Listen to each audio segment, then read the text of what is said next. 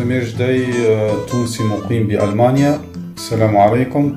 يشرفني أن يكون حاضر في معرض القاهرة الدولي للكتاب في نسخة 52/2021 في جناح دار لوتس للنشر الحر بروايتي لظى الثلج.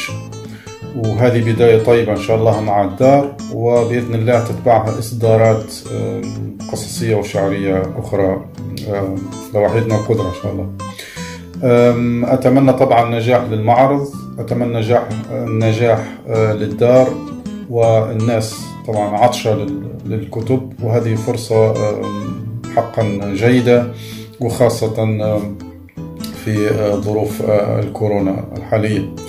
وبحكم البعد كتبت بيتين خصيصا لهذا الغرض. أقول: إن كنت لست بذي الجناح لأحلق، ولا من ذوي الزعانف فأبحر، فالقلب يخفق بجناحه طائرا، والفكر يهفو إليكم ويبحر.